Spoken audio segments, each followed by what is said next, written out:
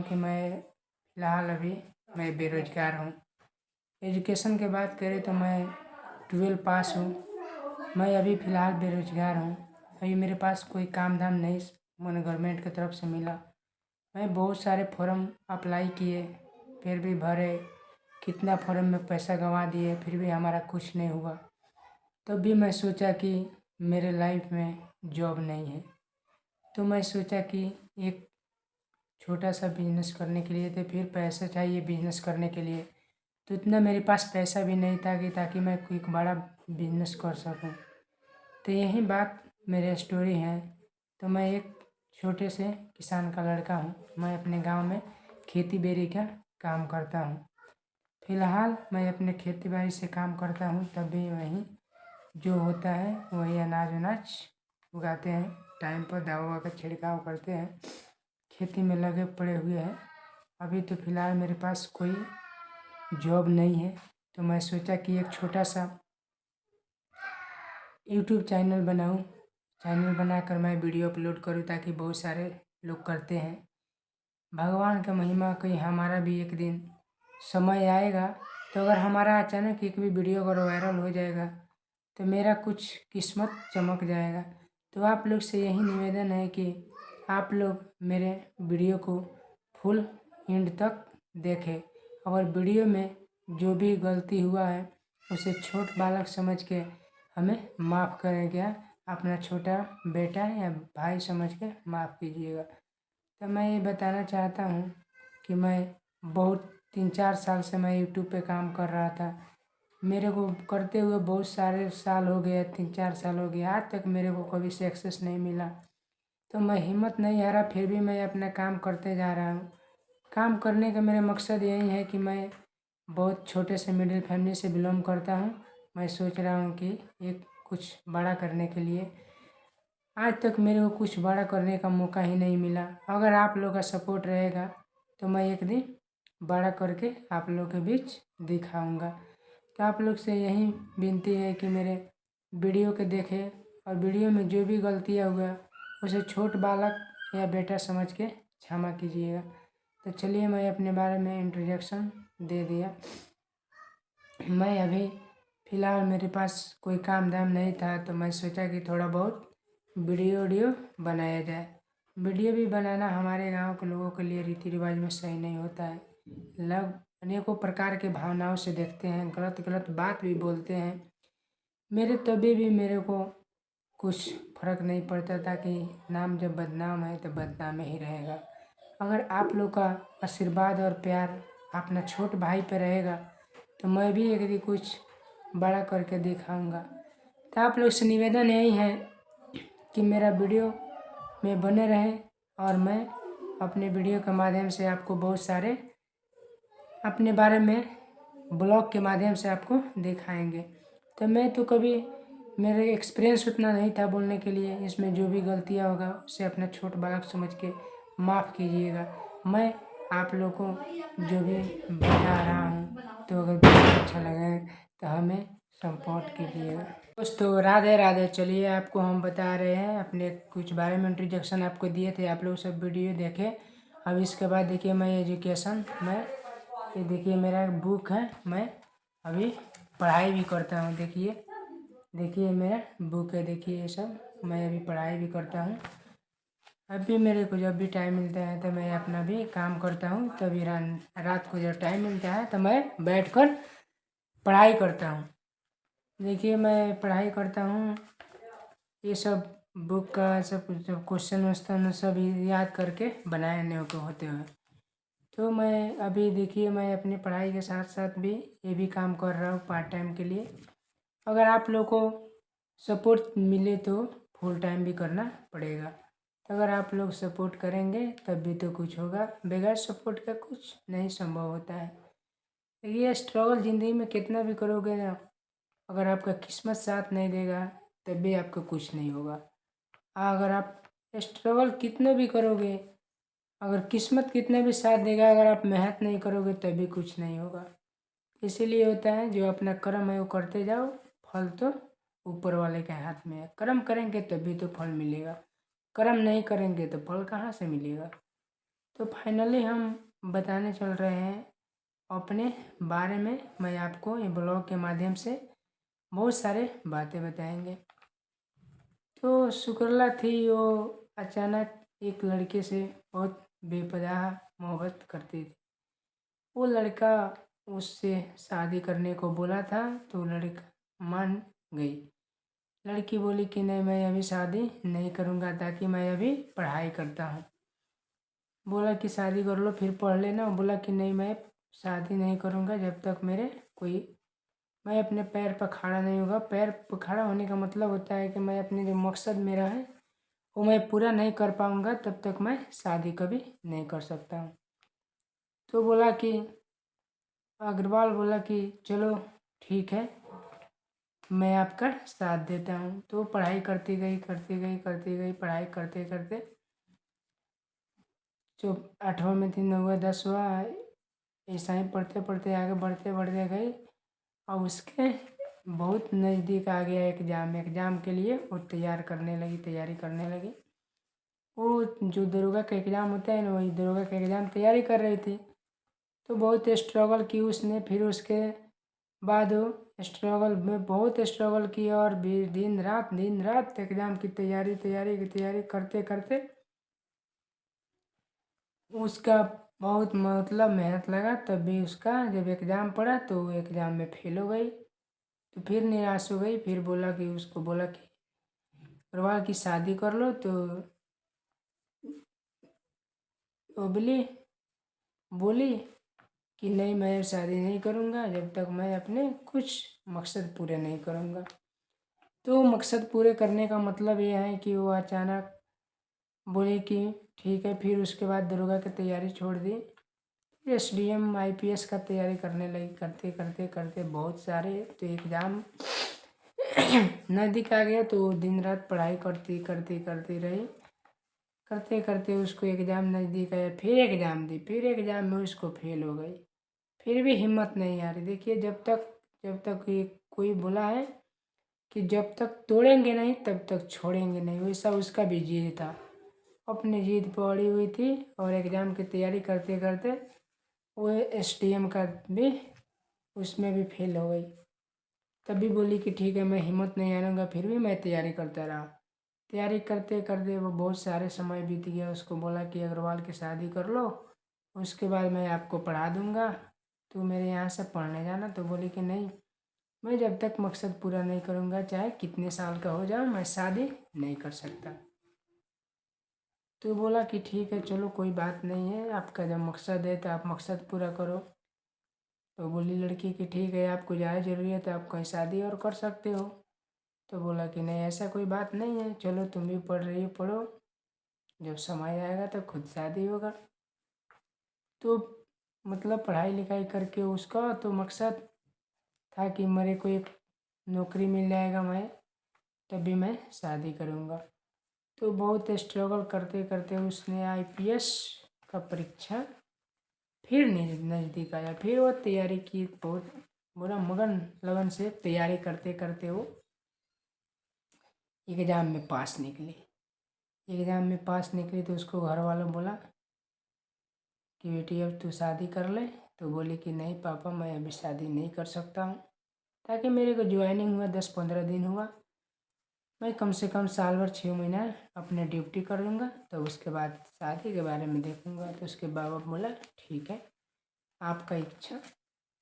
तो लड़की अब पढ़ने लगी, पढ़ाई के साथ साथ भी और आगे का मतलब फिस बन गई। फिर उसके आगे की तैयारी करने लगी। एक छोटा बोली कि एक इससे भी बड़ा करना है, इससे भी बड़ा करना है।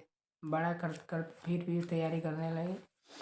6 महीना हो गया उसको। अग्रवाल बोला कि शादी कर लो। बोली कि ठीक है, कोई बात नहीं है, चलो शादी कर लेते हैं। उसका शादी हो गया। उसको मतलब बहुत सारे पैसे इकट्ठा करना पड़ा उसको। पापा को बोला कि 15-20 लाख रुपया मेरे को कहाँ से आएगा मेरे पापा के पास। तो इसलिए सोची कि ठीक है, मैं क्या करूँ। तो उसको देखिए, अभी तक मतलब ज्वाइनिंग हुई थी तो उसको तो पैसा अभी मिला नहीं था। महीना पुगेगा तभी तो सैलरी मिलेगा। तो बहुत मेहनत करते करते गई। उसके बाद वो आखिरकार उसको मैंने सैलरी मिला। बोली कि नहीं 10 लाख रुपए मेरे पापा कहाँ से व्यवस्था कर पाएंगे, अभी संभव नहीं है। मैं मेरा सैलरी मिलेगा 6 महीने साल भर काम करेंगे, उसी के बाद शादी करेंगे। फिर शादी से इनकार कर दी। फिर उसके बाद तैयारी करते करते IAS ऑफिसर बन गए। उसके बाद वो बोला अग्रवाल की शादी कर ले, बोला कि ठीक है। तो बोला कि 15-20 लाख रुपया, तो बोला कि नहीं मेरे को 1 रुपया नहीं चाहिए। वो बोली लड़की के तू पैसा लेगा तो मैं शादी नहीं कर सकता हूँ। तो बोला कि चलो ठीक है कोई बात नहीं, पैसा नहीं लूँगा, ऐसा ही शादी हो। इसके पापा ने बहुत धूमधाम से इसको शादी कर दिया और दोनों राजी खुशी से रहने लगे और अच्छे खासे मुकाम पा लिए। और इसका भी ये भी तैयारी करने लगा। इसका मकसद वो भी था कि हाँ चलो एक कमाने वाला है तो मैं भी तैयारी कर रहा हूँ, अगर भगवान की महिमा अगर मेरा भी जॉब लग जाए। तो भी तैयारी करते करते बहुत सारे दिन तैयारी करते रही। उसका भी एक दिन समय आया, उसका भी नौकरी लग गया। तो दोनों अपने राजी खुशी से मतलब नौकरी करने लगा और अच्छा खासा कमाने लगा। महीने के 1.5-2 लाख रुपए कमाने लगा और दोनों सुख खुशहाल जिंदगी जीने लगा। तो उसको मतलब पापा बोले थे कि बेटा ज़िंदगी में कुछ बड़ा करना है तो मेहनत से कभी घबराना नहीं चाहिए। आपका स्ट्रगल ही आपका ज़िंदगी का सफलता ही बनाता है। तो आखिरकार मैं आपको ये सब बताया। मेरा ये ब्लॉग छोटा सा है। आप लोग को ब्लॉग कैसा लगा? आप लोग अगर ब्लॉग अच्छा लगा है, अगर थोड़ा भी इसमें गलती हुई है तो छोट बालक समझ के या छोट बेटा समझ के मेरे को माफ़ कीजिएगा। मैं ताकि मेरे को उतने एक्सपीरियंस बोलने का नहीं है। आप लोग अगर सपोर्ट करोगे तो मेरे को भी एक्सपीरियंस हो जाएगा बोलने। तो मैं यही ब्लॉग एक छोटा सा था। अब आपको मैं अगले ब्लॉग में सब कुछ आपको दिखाएंगे। अब जैसे हम अपने गांव में जाएंगे, घूमेंगे फिरेंगे, हमारे गांव में कैसे कैसे खेती बाड़ी होता है, कैसे धान रोपाई होता है, कैसे मक्का का रोपाई होता है, कैसे दवा का छिड़काव होता है, कैसे गाजर का बुआई होता है, ये सब आपने हम ब्लॉग के माध्यम से आपको दिखाएंगे। आप देखते रहिएगा। अगर ब्लॉग अच्छा लगेगा तो सपोर्ट कीजिएगा। अगर आप लोग का सपोर्ट रहेगा तो मैं भी एक दिन छोटा यूट्यूबर बन के आप लोग के सामने आके आकर्षित होंगे। आप लोग भी का प्यार दुलार हम पे बना रहेगा। एक छोटा सा ब्लॉग के माध्यम से आपको यही बताना चाहते हैं। मैं एक मिडिल फैमिली से बिलोंग करता हूँ। मैं अभी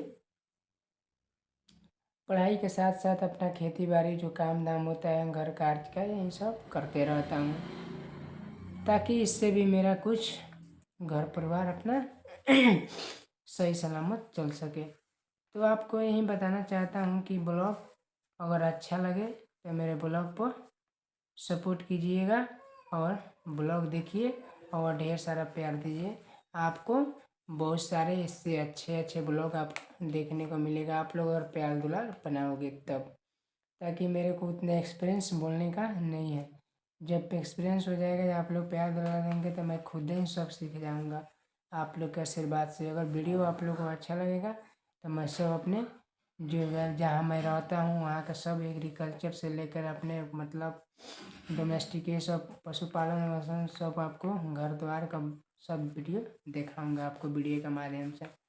आप लोग मैं अपने फैमिली वैमिली को सबको मैं अपने वीडियो के माध्यम से आप लोगों को दिखाऊंगा। आप लोग देखिएगा। तो अगर आप लोग सपोर्ट कीजिएगा तभी तो कुछ संभव होगा। तो आप लोग से यही कहना है कि मैं ब्लॉग बनाता रहूँगा और ब्लॉग में आप ढेर सारा प्यार दुलार देते रहिएगा। तो मैं अपने ब्लॉग को यहीं पे एंड करता हूँ। तब के लिए जय हिंद, जय भारत, जय यूट्यूब, जय मेरे यूट्यूब फैमिली, जय यूट्यूब फैमिली। हेलो दोस्तों यूट्यूब फैमिली, चलिए देखिए मैं अपनी बुक पढ़ के आप लोग को सुना रहा हूँ। शक्ति के संसाधन का वर्गीकरण हम अनेक आधारों पर करते हैं, जैसे उपयोगिता के आधार पर, स्रोत की स्थिति के आधार पर तथा संरचनात्मक स्रोतों के आधार पर। उपयोगिता के आधार उपयोगिता के आधार पर ऊर्जा के दो भाग, पहला सतह होते हैं रहने वाला, दूसरा सतह समाप्तनीय अर्थ समाप्त हो जाने वाला।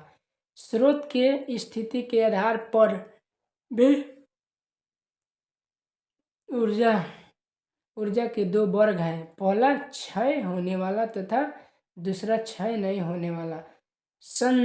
संरचनात्मक गुणों के आधार पर भी ऊर्जा के दो ही प्रकार के, पहला जैविक तथा दूसरा अजैविक। पारंपरिक ऊर्जा का स्रोत है, एक में कोयला, दो में पेट्रोलियम, तीन में प्राकृतिक गैस। भौगोलिक दृष्टि से भारत में प्राप्त होने वाला कोयला के दो वर्ग हैं, पहला गोंडवाना समूह तथा दूसरा टर्शियरी समूह। उपयोगिता के आधार पर कोयला के चार वर्ग हैं, एंथ्रासाइट कोयला, बिटुमिनस कोयला, लिग्नाइट कोयला तथा पीट कोयला। गोंडवाना समूह के कोयला झारखंड, छत्तीसगढ़, उड़ीसा, महाराष्ट्र, मध्य प्रदेश तथा पश्चिम बंगाल के आदि राज्यों के प्राप्त होते हैं। टर्शियरी समूह के कोयला मेघालय, असम, अरुणाचल प्रदेश तथा जम्मू कश्मीर राज्यों में मिलता है। पेट्रोलियम अर्थात खनिज तेल भारत के 5 क्षेत्रों में प्राप्त होता है, उत्तरी क्षेत्र, गुजरात क्षेत्र, मुंबई क्षेत्र, पूर्वोत्तर प्रदेश तथा बाड़मेर बेसिन। प्राकृतिक गैस वहीं मिलता है जहां पेट्रोलियम मिलता है। आज शक्ति के संसाधनों में बिजली की प्रमुखता, ताप बिजली कोयला जलाकर प्राप्त किया जाता है, तो पन बिजली पानी की धारा से टरबाइन चला कर बिजली प्राप्त करते हैं। पन बिजली बनाने के लिए बांधों का निर्माण होता है। प्रसिद्ध बांध है भाखड़ा, नंगल, दामोदर घाटी, कोसी परियोजना, रिहंद परियोजना, हीराकुंड, चंबल घाटी, तुंगभद्रा तथा सरस्वती नदी परियोजना। उपयुक्त परियोजना के बिजली तो प्राप्त होती ही है, अन्य लाभ भी प्राप्त होते हैं, इसी कारण से बहुउद्देशीय परियोजना कहते हैं। अब परमाणु से बिजली बनने लगी है, प्रमुख रूप से तारापुर, राणा प्रताप सागर, कलमकलम, नरौरा आदि स्थानों पर परमाणु से बिजली पैदा की जाती है। यह बहुत सस्ती होती है। तो देखिए दोस्तों, मैं एक बुक पढ़ के छोटा सा स्टोरी आप लोगों को सुनाया। मैं ऐसे पढ़ाई करता हूँ, आप लोग समझे होंगे कि नहीं पढ़ाई नहीं करता है। देखिए, इसलिए आपको एक छोटा सा स्टोरी पढ़ के मैं आप लोग ऊर्जा क्या होता है, ऊर्जा का संसाधन क्या है, ये सब आप लोग को मैं पढ़ के सुनाया। तो मैं भी नहीं बोला आप लोग से कि मैं एजुकेशन तो होता है ना दोस्त, कि कभी इसको भूलना नहीं चाहिए, चाहे आप कितना भी बड़ा से बड़ा बन जाओ, चाहे छोटा से छोटा रहो। इसीलिए मैं अपने एजुकेशन को नहीं भूलता हूँ।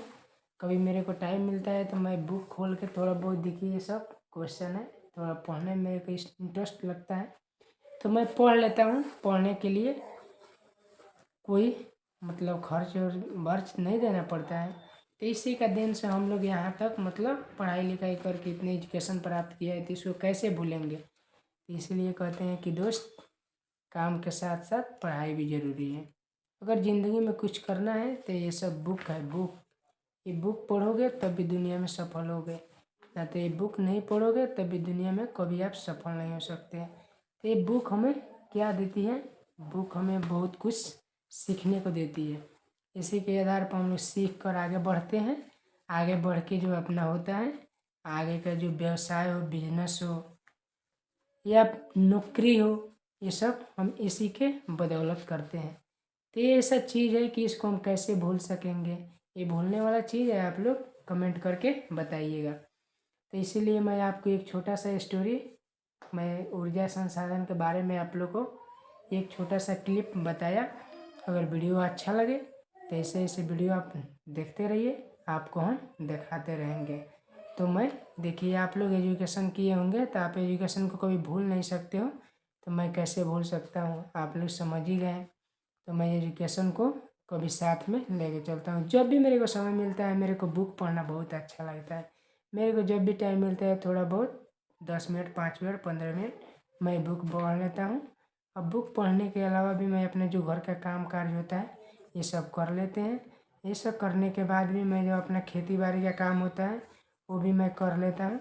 और वो भी करने के बाद मेरे को कुछ टाइम मिल जाता है तो थोड़ा बहुत मैं घूम फिर के अपने दोस्तों के साथ इंटरटेनमेंट करते हैं। तो अगर वीडियो अच्छा लगे तो जय हिंद, जय भारत, जय मेरे यूट्यूब फैमिली।